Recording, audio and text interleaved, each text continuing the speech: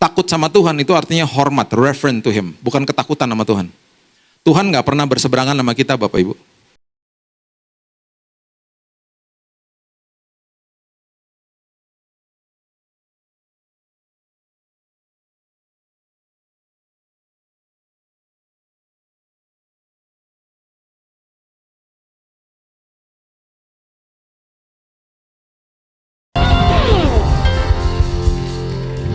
Hati kami penuh dengan ucapan syukur ya Tuhan, karena kami tahu bahwa hidup yang berharga ini Tuhan telah berikan bagi kami, dan apalagi masa depan kami ditanggung penuh oleh Tuhan.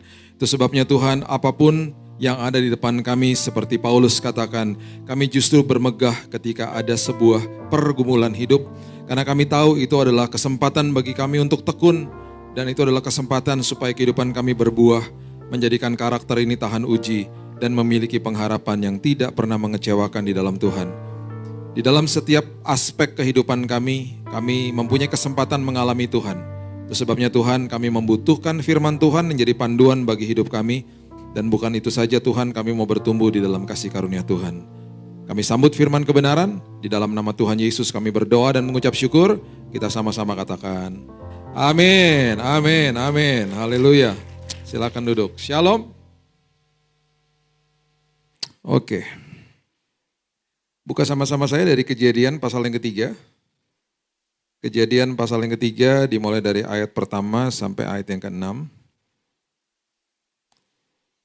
Ini adalah seri, nanti Bapak Ibu bisa nonton khotbah dari ibadah pertama, berjudul Terobosan. Ini adalah sambungan sebenarnya. Setiap kali kita kita berdoa minta terobosan dari Tuhan, seringkali yang ada di dalam pikiran kita sesuatu yang salah sebenarnya, karena kita berpikir bahwa Tuhan akan membawa kita melewati jalan pintas, kita nggak lihat terobosan kita nggak lihat masalah kita, atau kita berharap Tuhan menghilangkan masalahnya, padahal namanya aja juga terobosan gitu ya. Nah, ini adalah sebenarnya kita akan belajar kecenderungan-kecenderungan yang kita alami dalam hidup kita sehari-hari akibat daripada akar dosa. Itu sebabnya akhirnya manusia susah untuk bertumbuh, susah untuk akhirnya berubah, karena ada akar dosa memang. Dan kita memiliki kecenderungan-kecenderungan seperti ini. Gak usah rasa bersalah, yang penting kita mengerti, kita bisa identify, dan kemudian kita mengerti apa yang harus kita lakukan. Semuanya berasal dari sini. Kejadian pasal yang ketiga, ayat yang pertama mengatakan, adapun ular ialah yang paling cerdik dari segala binatang di darat yang dijadikan oleh Tuhan Allah. Ular itu berkata kepada perempuan itu, tentulah Allah berfirman, semua pohon dalam taman ini jangan kamu makan buahnya, bukan? Lalu sahut perempuan itu kepada ular itu, buah pohon-pohonan dalam taman ini boleh kami makan, tetapi tentang buah pohon yang ada di tengah-tengah taman. Perhatikan kalimat ini ya, di tengah-tengah taman. Allah berfirman, jangan kamu makan ataupun raba buah itu, nanti kamu mati. Pertama kali, ketika Tuhan memberikan instruksi kepada manusia untuk tidak makan buah dari pohon pengetahuan baik dan jahat, itu diberikan kepada pria, bukan kepada wanita. Itu instruksi pertama Tuhan, di Kejadian pasal yang kedua. Berarti ketika wanita atau perempuan mengatakan ini kepada si iblis, berarti sang perempuan ini sudah mengerti dan sudah disampaikan kebenaran itu oleh sang laki-laki, oleh sang prianya kepada dia. Oke. Jadi berarti pria sudah kasih tahu sama dia. Masalahnya adalah, prianya ini ada di samping dia. Dan pria ini memvalidasi kebohongan iblis yang akan dilontarkan kepada mereka berdua. Ya. Nah, yang kita perlu pahami adalah, saya nggak akan khotbahkan ini, cuman ini selingan aja ya supaya Bapak Ibu mengerti. Kematian sejak awal itu sudah ada. Tetapi kematian tidak punya kuasa. Kalau kematian itu mempunyai kuasa, berarti kematian memiliki kapasitas kuasa untuk membunuh manusia. Jadi karena kematian itu tidak punya kuasa, kematian itu nggak bisa membunuh. Paham ya? Kalau misalnya belum sarapan pasti barusan lewat semuanya. Oke. Jadi kematian sudah ada, tapi kematian nggak punya kuasa. Itu sebabnya Tuhan katakan begini, jangan kamu makan buah itu. Bahasa Inggrisnya dikatakan kalau kamu makan itu you will surely die, kamu pasti mati. Kamu pasti mati itu bukannya berarti Tuhan membunuh manusia, bukan. Kalau kamu pasti mati itu artinya kamu akan mengaktifkan kematian. Kamu akan memberikan kematian yang tadinya nggak ada kuasanya, nggak ada dayanya. Kamu memberikan kuasa kepada kematian karena kuasa dari kematian adalah dosa. Ada di mana? 1 Korintus. Paulus sudah kasih tahu. Saya nggak mau bahas itu, cuman saya kasih tahu aja ini. Kuasa daripada kematian adalah dosa. Jadi tanpa dosa kematian nggak bisa membunuh. Oke? Kita sudah tahu, nanti kalau kita baca kita tahu lah manusia jatuh dalam dosa. Saya cuma mau kasih tahu ini aja, karena kita sebentar lagi mau merayakan Paskah. Waktu Yesus lahir, terjadi penebusan. Satu-satunya pribadi yang pernah lahir di dalam dunia ini, yang mengambil wujud manusia, lahir tanpa dosa. Satu-satunya pribadi yang sempurna karena dikandung oleh Roh Kudus. Semua dari kita ketika lahir itu sudah ada turunan dosa, kecuali Yesus. Nah sekarang bagaimana ketika dia mau naik ke kayu salib, dia bisa membiarkan kematian membunuh dia dalam tanda kutip. Kalau kematian nggak punya kuasa. Kematian nggak punya kuasa atas dia karena dia nggak ada dosanya. Kan kuasa daripada kematian kan dosa. Apa yang dia lakukan? Dia ambil semua dosa kita. Bahkan kita belum lahir pada saat itu. Ditimpakan ke atas dia. Dan dengan cara itu dia memvalidasi dan dia memberikan kuasa kepada kematian untuk membunuh dia. Gak ada satupun pribadi, gak ada satupun apapun di dalam dunia ini yang bisa membunuh Yesus. Jadi kurang tepat kalau orang mengatakan, oh orang Romawi bunuh dia, orang Yahudi enggak. Alkitab dengan jelas mengatakan, ia menyerahkan nyawanya kok. Dia menyerahkan nyawanya itu pun dia harus memberikan, dia harus konsekuensi, dia harus memberikan kuasa itu kepada kematian supaya kematian bisa bunuh dia. Kuasa itu adalah dosa, karena dia nggak punya dosa, dia ambil dosa manusia, ditimpakan ke atas dirinya. Sekarang dia katakan kepada kematian, sekarang kamu punya kuasa, kamu divalidasi, kamu bisa bunuh saya. Tetapi iblis mungkin lupa kali ya, atau mungkin dia nggak tahu bahwa Yesus selalu mengatakan, I am the resurrection of life, saya adalah kebangkitan dan hidup. Dia kalahkan kematian di hari ketiga, dia bangkit. Sekarang ini, hari ini, kematian kembali dibuat dalam posisi mati. Tidak berdaya. Kenapa? Karena dosa kita sudah diambil sama Kristus. Itu sebabnya nanti kalau kita tutup mata di dunia ini, kematian gak berkuasa atas Bapak Ibu sekalian. Karena kita adalah orang percaya. Karena dosa kita sudah ditimpakan atas tubuhnya Yesus. Yang terjadi adalah, kalau kita tutup mata di dunia ini, di detik itu pun juga kita bangkit di pangkuan Bapa di sorga. Karena kematian tidak ada kuasanya atas kita. Itu karya Kristus. Jadi makanya di Tesalonika dikatakan begini, kamu jangan berduka seperti orang-orang yang tidak memiliki pengharapan. Betul, kita sedih ketika ditinggalkan orang yang kita kasihi. Saya sampai hari ini masih meneteskan air mata kalau saya ingat papa saya. Dia sudah meninggal 13 tahun yang lalu. Dia seorang pribadi yang sangat dekat dengan saya. Kenapa? Karena saya kangen sama dia. Tapi saya tahu satu hari nanti saya akan berjumpa lagi sama dia. Bahkan ketika saya berjumpa, saya percaya tubuhnya dia akan 30-an tahun, karena sudah diberikan tubuh kemuliaan. Saya akan melihat masa muda dia yang saya nggak pernah lihat seumur hidup saya mungkin. Karena saya lupa waktu dia umur 30-an. Waktu dia punya saya kan dia udah lewat 30-an. Saya akan lihat nanti dia, di usia segitu. Itu yang terjadi. Karena itulah sebabnya kita memiliki pengharapan yang tidak pernah bisa mengecewakan di dalam Tuhan. Ya. Oke, ayatnya yang ketiga. Ayat yang keempat. Tetapi ular itu berkata kepada perempuan itu, sekali-kali kamu tidak akan mati. Dosa pertama yang didokumentasikan di Alkitab adalah dosa kebohongan, ada di ayat 4. Dosa yang terakhir yang didokumentasikan di Alkitab, di kitab Wahyu, juga dosa kebohongan. Ya, itu sebabnya kita perlu waspada bahwa iblis setiap hari yang dia lakukan hanya itu. Setiap hari dan tidak ada tanggal merah, yang dia lakukan adalah dia mematahkan semangat, dia mencobai, dia menuduh dan dia membohongi kita setiap hari.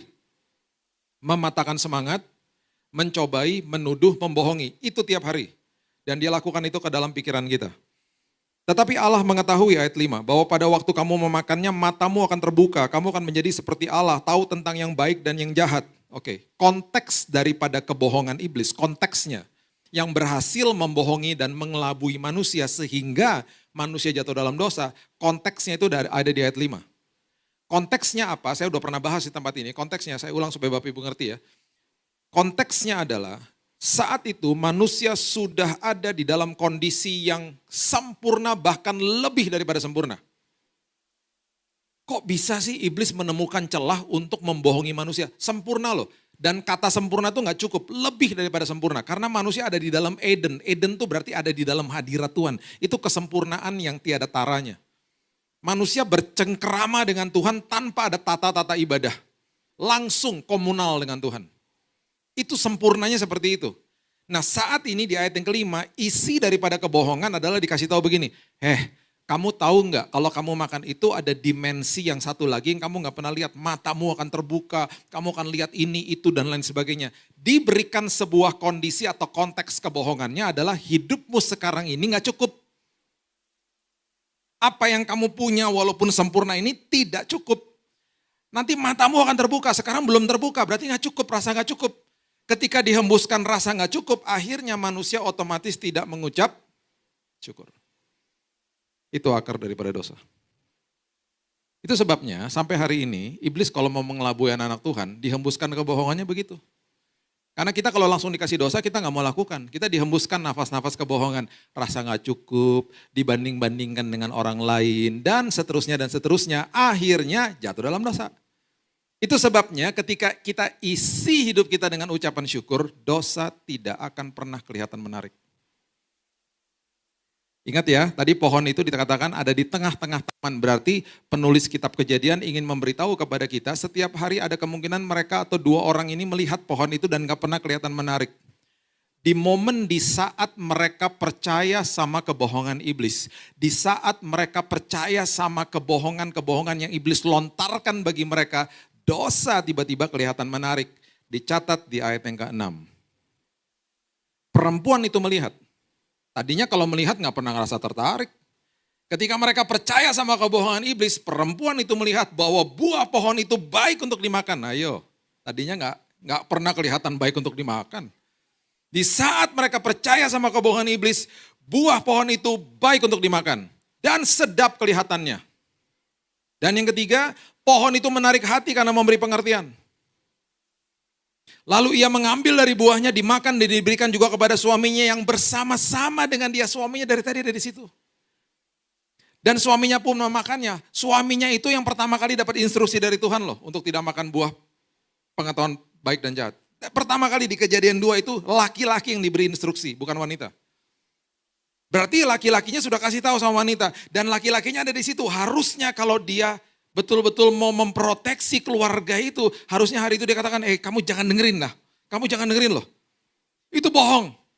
Terus mungkin dia usir, udah jangan-jangan di sini, sana-sana.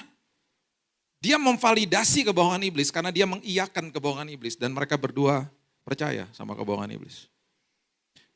Itu sebabnya semua dosa akarnya pasti karena tidak mengucap syukur di awal.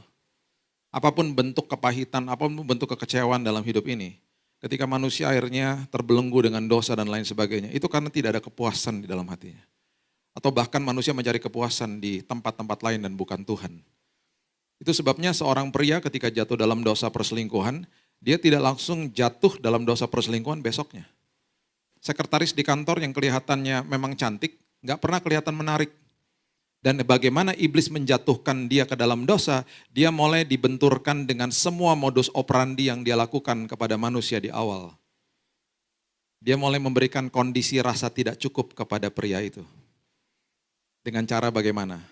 Oh mudah. Tiba-tiba bangun pagi, dia mulai diberitahu sama suara-suara di dalam pikirannya karena dia tiba-tiba melihat istrinya yang ngorok di sebelahnya dia. Setelah 15 tahun menikah. Dia mulai lihat, 15 tahun lalu ngoroknya seksi, sekarang kok kayak begini ya. Mulai tuh, pelan-pelan.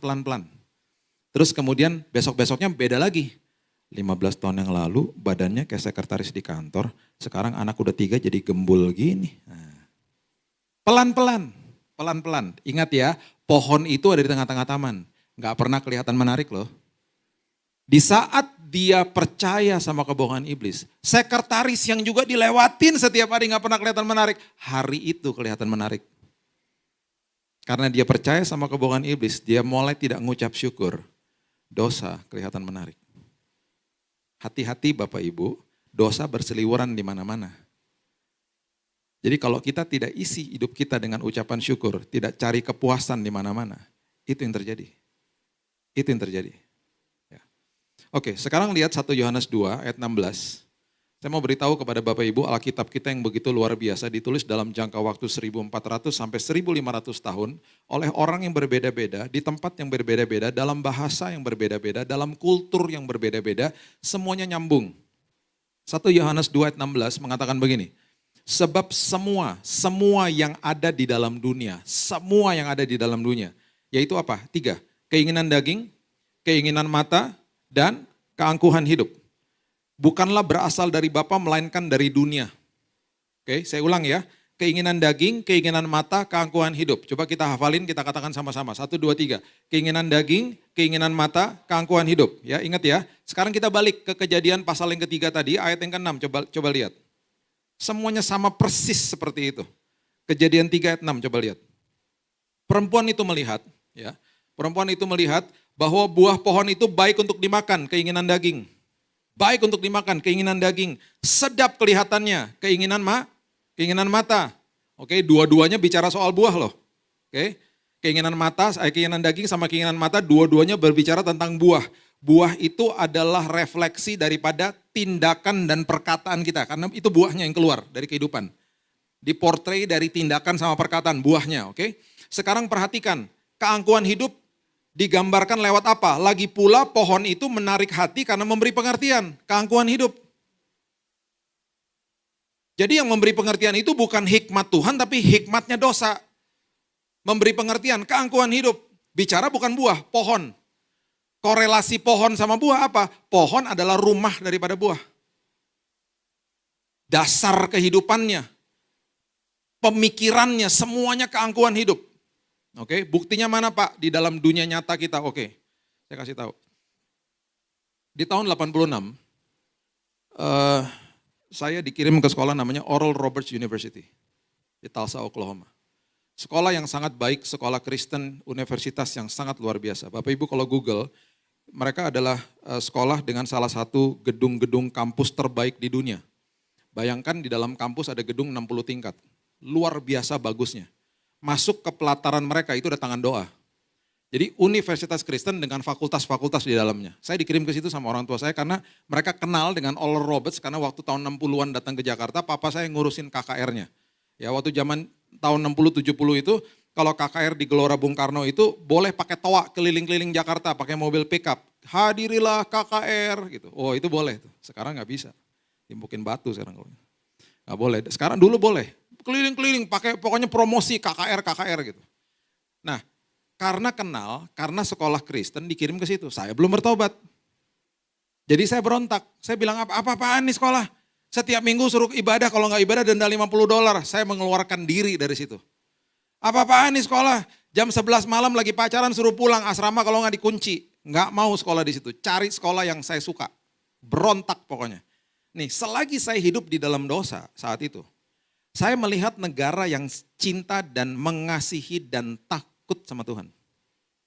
Karena kalau hari Sabtu itu suka disiarin, siaran langsung dari White House.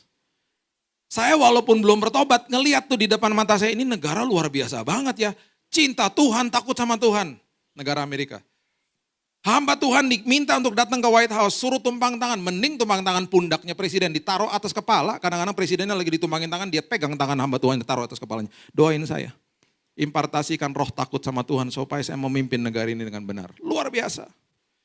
Deklarasi independen mereka tahun 1776, banyak firman Tuhan di dalamnya. Sampai uangnya in God we trust. Luar biasa. Tiba-tiba. Segelintir kelompok orang melihat celah. Setelah negara itu dipimpin sama partai Demokrat, partai yang cukup liberal. Mereka masuk dan mereka katakan begini. Pak, kami dari kelompok yang pro-aborsi. Legalkan dong Pak aborsi. Kan berdasarkan hak asasi manusia. Aborsi, hak asasi manusia adalah keangkuhan hidup. Yang mereka mau lakukan adalah legalkan undang-undangnya, pohonnya.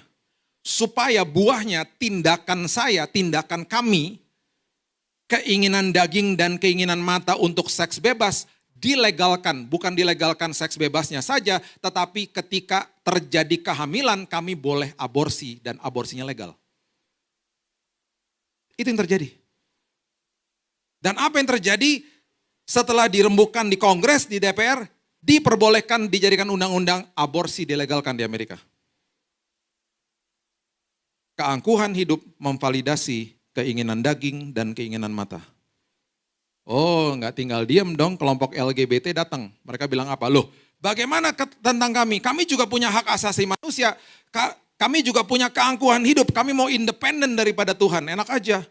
Kami juga berdasarkan hak asasi manusia, legalkan undang-undang kami. Supaya apa? Keinginan daging dan keinginan mata, supaya kami bisa mempunyai hubungan sesama jenis, dilegalkan pohonnya. Yang terjadi adalah sekarang, semua provinsi di Amerika sudah melegalkan perkawinan sesama jenis, udah lama. Bahkan sekarang melegalkan untuk mereka bisa mengadopsi anak. Bapak Ibu bisa bayangkan anak-anak tumbuh besar di dalam keluarga yang dua-duanya pria, dua-duanya wanita. Itu yang terjadi. Saya lagi jalan sama istri saya di kota Las Vegas. Dan kami tiba-tiba melihat sebuah gereja yang sangat indah. Gereja dibuat dari kaca. Kaca semuanya, it's a glass church. Bagusnya luar biasa. Saya dari jauh lihat, kok ada hiasan indah ya. Kita berdua mendekat. Tiba-tiba saya terkaget-kaget karena terjadi pernikahan di dalam. Dan waktu saya lihat yang nikah itu dua-duanya pakai gaun pengantin. Dua-duanya wanita. Saya begitu penasaran, saya pergi ke belakang gereja, saya nanya sama diakennya, sama majelisnya. Saya tanya, itu nggak salah yang kawin dua-duanya wanita? Tahu dia bilang apa? Iya hebat ya, terobosan katanya. Hampir saya jita kepalanya. It's a breakthrough, right? Dia bilang gitu. Breakthrough apaan? Itu yang terjadi.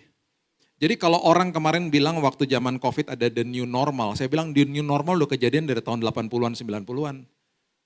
Terjadi gerakan namanya relativisme. Relativisme itu begini, kalau semua orang lakukan itu dianggap kebenaran. Anak saya ya baru lulus nih kemarin Desember, kita ke sana di kota Los Angeles. Dia telepon saya terus dari kemarin. Dia baru diterima pekerjaan. Dia bilang doain saya. Karena kalau saya menyuarakan suara saya bahwa saya nggak setuju sama nilai-nilai ini, saya minoritas di sini. Minoritas saya di sini.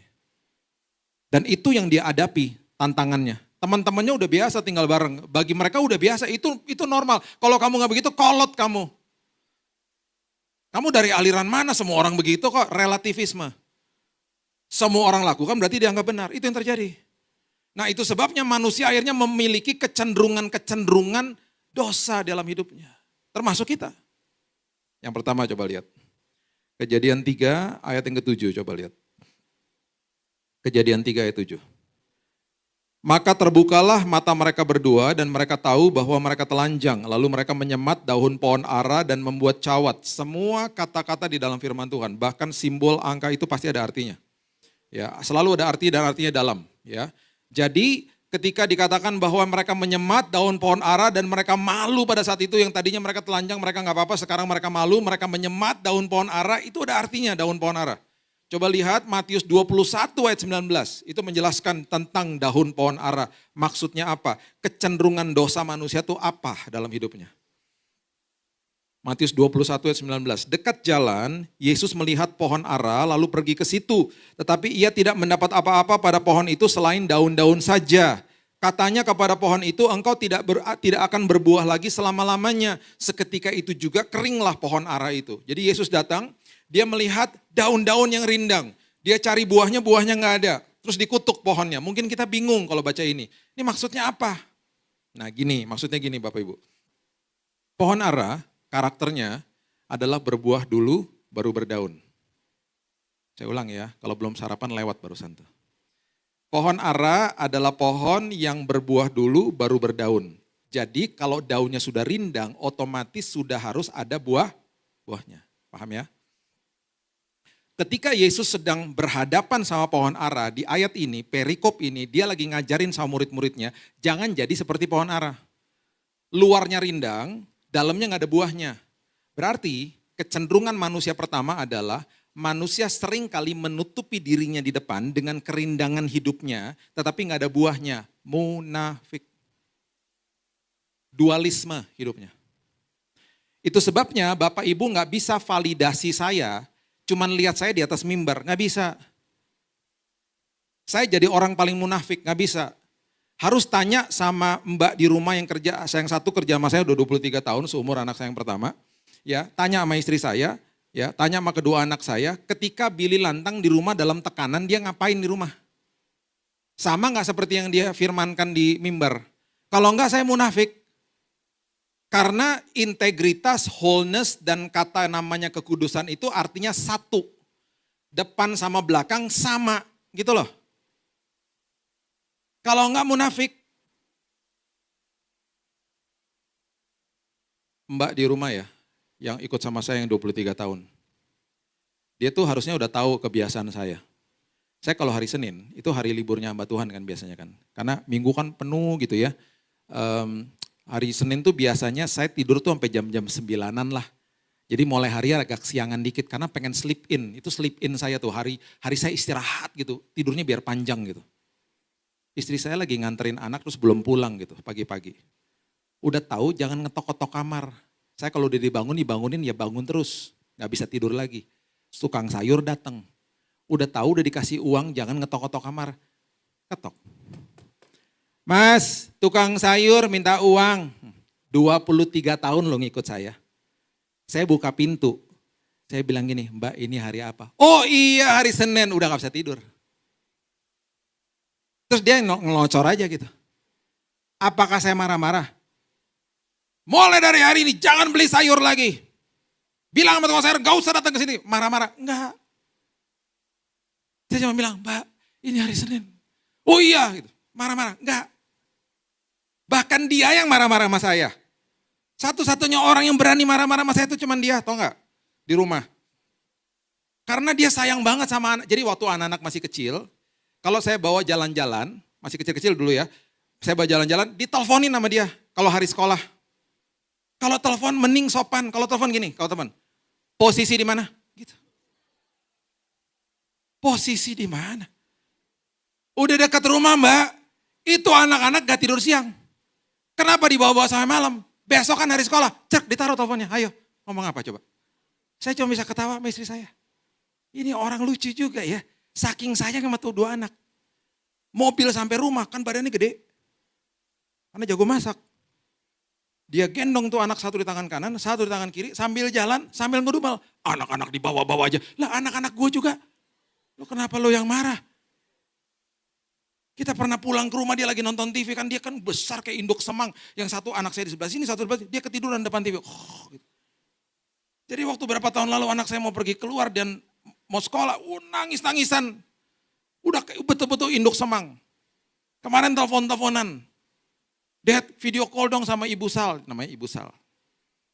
Ibu Sal aku kangen banget sama bawang gorengnya. Ibu Sal aku kangen sama sambelnya, coba lihat dong video call liatin di meja ada apa gitu. Saking deketnya. Dia yang marah-marah, bukan saya yang marah-marah sama dia. Makanya saya sedih ketika ibu diakones gereja yang saya kenal udah lama nganterin saya ke mobilnya bilang gini, Pak pakai mobil saya Pak sama supir saya. Baru jalan berapa menit, di gereja udah kenal bertahun-tahun, baru jalan berapa menit, bawa bapak si masnya bilang gini, Pak ada kerjaan gak buat saya? Saya bingung kerjaan apa mas, tiba-tiba dia nangis. Saya udah gak tahan Pak kerja di sini. Kenapa mas? Setiap hari saya dianjing-anjingin. Oh dianjing-anjingin. Belok kiri salah anjing, belok kanan salah anjing. Sampai saya mimpi anjing Pak, dia bilang gitu.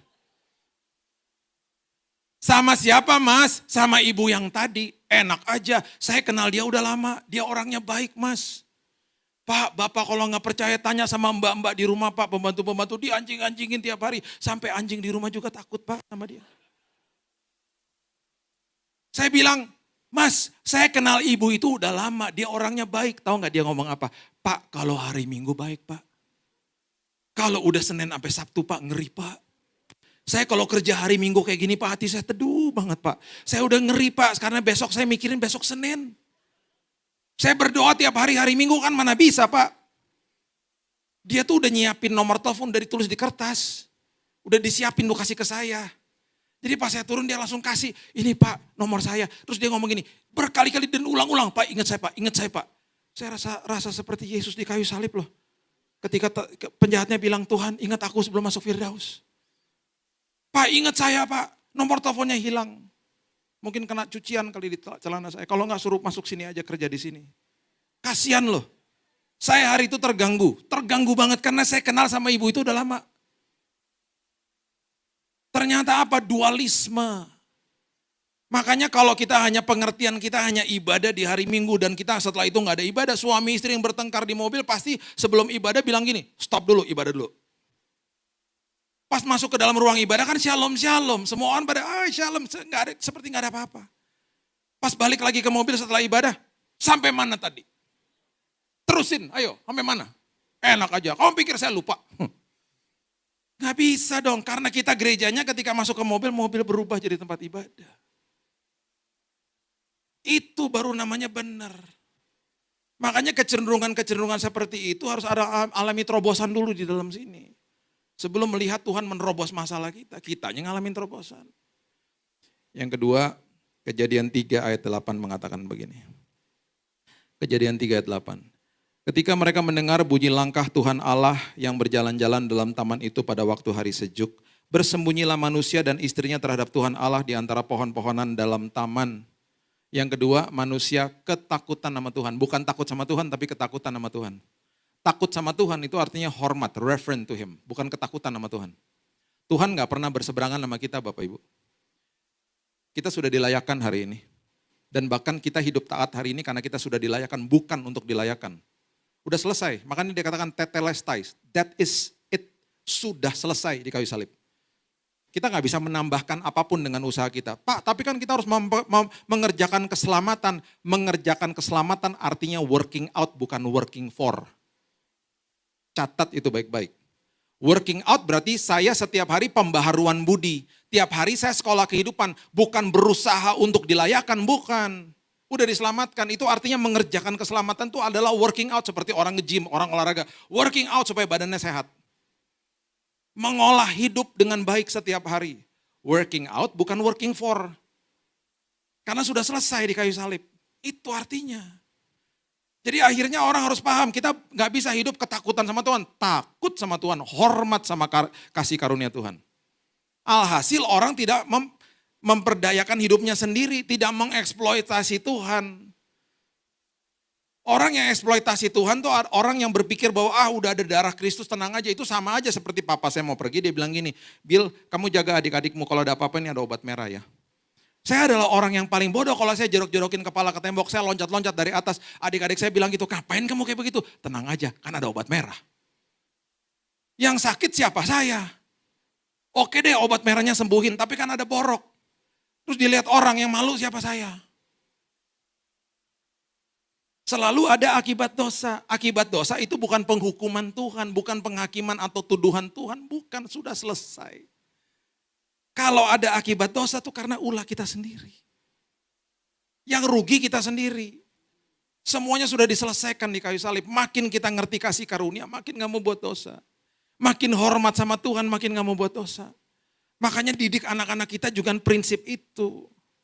Anak-anak tuh jangan digini-giniin kayak hukum Taurat. Anak siapa kamu? Anaknya bingung. Anak kamu kok nanya? Dirangkul anaknya. Aku bisa buat apa supaya kamu gak lakukan itu lagi? Anaknya langsung merasa, wow orang tua saya gak berseberangan sama saya. Banyak orang tua datang kepada saya gimana Pak ngurusin anak saya begini, berontak gini. Bu, Pak jadi temennya Pak, ayo ditemenin yuk, ajak ngobrol. Jangan kalau ketemu, wih ini gini, gak boleh gini. Wih itu terus jadi teman, tanyain pergumulan hidupnya seperti apa. Tanyain, kasih tahu bahwa bapak sama ibu gak berseberangan sama dia. Gitu dong. Itu prinsipnya. Ketika kita mengerti itu, kita bukan ketakutan tapi takut dan hormat sama Tuhan. Merdeka hidupnya. Yang ketiga. Buka di Kejadian pasalnya yang ketiga ayat yang ke-12 dan 13 mengatakan begini. Yang ketiga, manusia akhirnya jadi saling menyalahkan, blaming games. Akhirnya menuntut orang lain menjadi orang yang tepat bagi kita. Ya, Kejadian 3 ayat 12 dan 13. Manusia menjawab, perempuan yang kau tempatkan di sisiku, dialah yang memberi dari buah pohon itu kepadaku, maka aku makan. Kemudian berfirmanlah Tuhan kepada perempuan itu, apakah yang telah kau perbuat? Jawab perempuan itu, ular yang memberdayakan aku, maka aku makan. Saling menyalahkan udah, blaming games. Alhasil apa? Manusia sekarang menuntut orang lain untuk menjadi orang yang tepat bagi dia. Kalau nggak disalah-salahin, nyalahin Tuhan, nyalahin orang lain, nyalahin diri sendiri. Makanya ya, saya selalu bilang gini, kalau mau nikah atau sudah menikah, jangan menuntut orang lain. Tidak ada orang yang tepat bagi kita, tuh nggak ada, itu mitos. Saya lagi berdoa Pak, saya lagi nunggu orang yang tepat, nggak ada orang yang tepat. Itu mitos. Jadi harus bagaimana dong? Kita yang jomblo ya, dan yang sudah menikah. Bangun pagi harus begini, saya mengambil keputusan, saya harus jadi orang yang tepat bagi pasangan saya. Itu baru benar. Kalau masih belum punya pacar, Tuhan, saya mau persiapkan hidup saya untuk nantinya jadi orang yang tepat bagi pasangan saya. Itu sebabnya Tuhan mulai dari hari ini saya jaga kekudusan. Karena semuanya untuk nanti pasangan saya. Yang sudah menikah bangun pagi saya harus jadi pasangan yang tepat, orang yang tepat bagi istri saya. Istri bangun pagi saya harus jadi orang yang tepat bagi suami saya. Akhirnya jadi saling mendahulukan. Ketika saling mendahulukan tidak ada blaming games. Tidak ada saling menyalahkan. Yang ada saling menghormati, jadi hubungannya sehat. Ini semua didistorsi sama iblis. Alhasil manusia seringkali akhirnya ketika mau datang ke dalam sebuah pernikahan, masuk dalam sebuah pernikahan, dia berpikir bahwa janji akan menggantikan yang namanya persiapan. Karena gak peduli sama proses. Dia berpikir bahwa nanti kalau saya berikan janji depan mimbar itu akan mensahkan semuanya. Tanpa persiapan yang penting gak masalah Pak. Gitu. Enak aja. Dalam suka dan duka kan gampang kalau ngomong. Makanya banyak orang datang kepada kita bilang ini, Pak konseling Pak, pranikah. Dari yang 6 bulan sampai yang paling parah, kapan nikahnya? Minggu depan. Goodbye saya bilang gitu. Tiba-tiba ada yang datang kepada kami bilang begini, berapa tahun yang lalu, Kak kami mau konseling pranikah. Saya udah antipati dulu, udah males banget dengernya. Aduh nih lagi. Tiba-tiba dia bilang gini, kapan mau nikahnya? 1,5 tahun lagi. Saya kaget dong. Hebat banget. Kok bisa punya paradigma kayak gitu? Iya kan dengar doa khotbahnya kakak. Mereka datang ke rumah kita setiap hari Rabu malam. Jam 7.30 habis selesai kerja. Bisa stay sampai jam 12 malam. 1,5 tahun. Minta diproses. Karena mengambil keputusan untuk jadi orang yang tepat bagi pasangannya. Tidak menuntut orang lain jadi orang yang tepat. Berkelahi depan kita. Hampir putus. Mereka bilang kalau lebih baik putus sekarang daripada nanti. Kalau udah nikah. Kita lihatlah pergumulan mereka selama 1,5 tahun. Nggak mau pegangan tangan. Saya bilang nggak apa-apa kan pegangan tangan. Nggak pegangan tangan pas lagi nyebrang aja Kak. Karena kalau pegangan tangan suka ada listriknya. Katanya. Itu kan keputusannya mereka kan. Nanti kalau ada listriknya berkelanjutan kemana-mana. Cuman gara-gara pegangan tangan, udah ntar pegangan tangan pas nyebrang aja. Mereka pertama kali ciuman di depan altar pas lagi nikah. Saya nggak pernah datang ke sebuah upacara pernikahan, saya nangis. Kecuali datang ke pernikahan mereka, nangis saya. Karena saya melihat betapa luar biasa komitmen mereka di dalam Tuhan. Mereka persiapkan diri mereka untuk jadi orang yang tepat. Karena mereka gak mau saling-saling nyalahin siapa. Mereka harus tanggung jawab sama keputusan mereka. Itu baru luar biasa. Janji tidak akan pernah bisa menggantikan persiapan. Tidak akan. Seorang atlet dia berjanji kepada coachnya. Saya akan main yang terbaik, saya akan bertanding dengan terbaik. Nggak pernah latihan, pasti mainnya nggak baik. Janji nggak bisa gantikan yang namanya persiapan. Yang terakhir, yang dirusak sama iblis adalah identitas. Itu sebabnya hari ini kita harus mengerti posisi kita di dalam Tuhan, kita adalah anak, ahli waris, dan orang-orang yang punya hak penuh atas semua janji-janji Tuhan. Dan ini salah satu contohnya, Kejadian 5 ayat 1 dan 2, mungkin Bapak Ibu nggak pernah tahu hal ini, ya. Nama Hawa itu nggak pernah diberikan dari Tuhan. Itu diberikan oleh manusia sendiri. Kejadian 5 ayat 1 dan 2 mengatakan, inilah daftar keturunan Adam pada waktu manusia diciptakan oleh Allah, dibuatnyalah dia menurut rupa Allah. Laki-laki dan perempuan diciptakannya mereka. Perhatikan ini. Ia memberkati mereka dan memberikan nama manusia kepada mereka pada waktu mereka diciptakan. Ya, Tuhan memberikan nama manusia kepada kedua manusia itu. Manusia artinya human being, artinya Adam. Jadi pada awalnya Tuhan memberikan nama apa? Adam laki-laki, Adam perempuan. Siapa yang kasih nama Hawa? Nah, bisa bayangkan ketika wanita dibangun dari laki-laki. Laki-laki ketika diciptakan itu diciptakan dari raw material, materi yang raw, ya, dari debu tanah. Kata wanita ketika diciptakan itu bukan kata diciptakan, dibangun di atas laki-laki. Karena diambil dari bagian laki-laki. Ya. Itu sebabnya di Kejadian pasalnya yang kedua, ayat 21 dan 22, itu adalah definisi yang sangat tepat ketika sang pria memberi julukan identitas kepada istrinya, kepada sang perempuannya. Dikatakan begini, Kejadian 2, 21. Lalu Tuhan Allah membuat manusia itu tidur nyenyak, si pria tidur nyenyak. Ketika ia tidur, Tuhan Allah mengambil salah satu rusuk daripadanya, ia menutup tempat itu dengan daging. Dan dari rusuk itu diambillah Tuhan Allah manusia itu, dibangunnyalah seorang perempuan lalu dibawanya kepada manusia itu.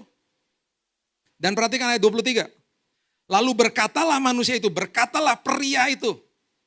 Suaminya mengatakan apa? Inilah dia, tulang dari tulangku, daging dari dagingku. Ia akan dinamai perempuan sebab ia diambil dari laki-laki. Dengan kata lain, laki-laki mengatakan bahwa istrinya sepadan sama dia.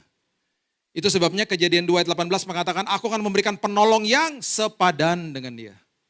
Setelah kejatuhan, manusia melabel istrinya dengan identitas yang berbeda. Coba lihat Kejadian 3 ayat 20. Setelah kejatuhan ya. Tadinya kan dibilangnya apa? Sepadan, inilah tulang dari tulangku, daging dari dagingku. Lihat Kejadian 3 ayat 20. Firman Tuhan katakan begini. Manusia itu, pria itu, setelah kejatuhan dosa ya, memberi nama Hawa kepada istrinya. Hawa artinya syafah. Syafah artinya kamu jadi hanya fungsinya mengandung dan melahirkan aja. Itu artinya Hawa. Makanya disambung apa? Sebab dialah yang menjadi ibu semua yang hidup. Di downgrade sama pria. Itu sebabnya sekarang kita punya kecenderungan untuk menghakimi orang lain. Kita punya kecenderungan untuk menyalahkan dan menghakimi orang lain.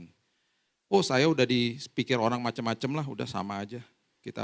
Saya pernah berdiri di pinggir jalan jam 11 malam pulang dari ibadah kelompok sel nih kira-kira 20 tahun lalu, udah lama ya. Belum ada aplikasi Gojek.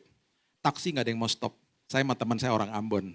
Padahal kita lagi ngomongin firman Tuhan. Jam 11 malam di Jakarta taksi-taksi begini. Ngelihat jalan. Lama-lama saya bilang gini, kita serem sih ya, lu serem gue serem mukanya. Makanya taksi gak mau stop, padahal kita kalau kasih tip besar loh sama taksi. Rugi, kita balik ke rumahnya, tolong anterin pulang dong. Oh kenapa, gak ada taksi ya? Ada sih, cuman kagak mau stop. Disangkain penyamun, disangkain derok pernah di atas Candi Borobudur, ayo. Anak kecil tiba-tiba datang ke saya ngomongin, ini derok loh. Belum saya bilang bukan, dia udah minta foto. Ya udahlah, saya minta ya udah foto lah. Lagi foto, salah juga, saya sama teman saya orang bule, dia juga bingung. Lagi foto-foto, teman-temannya pada telepon-telepon mbak-mbak yang di bawah. Tiba-tiba tanpa saya sadari ada 100 orang ngantri minta foto sama saya. Coba, bingung gak? Termasuk satpam tau gak?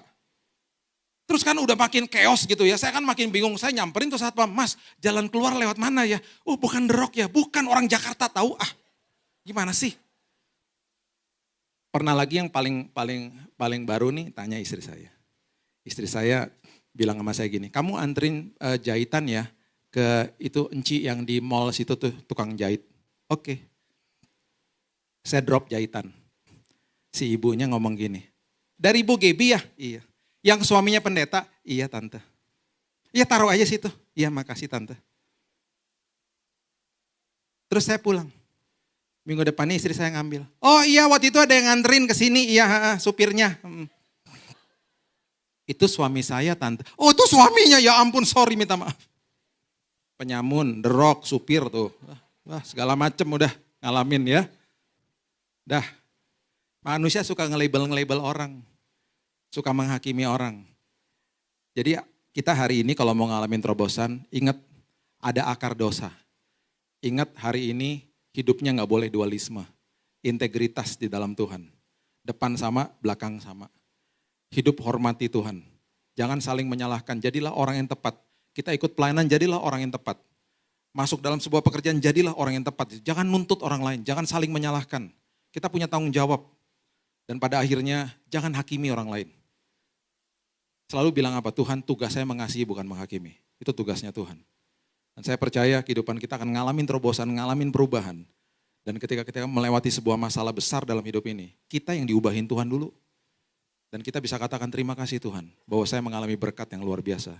Karena pribadi saya diubahkan, mempunyai karakter yang tahan uji bersama-sama dengan Tuhan. Berikan tepuk tangan kita untuk Tuhan kita.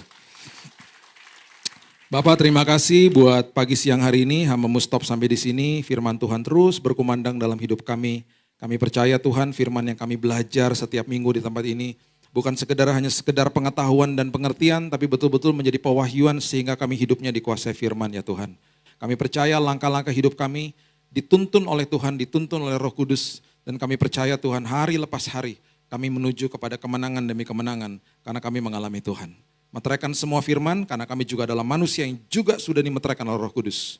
Nah, di dalam nama Tuhan Yesus kami berdoa dan mengucap syukur, kita sama-sama katakan, amin. Tuhan berkati.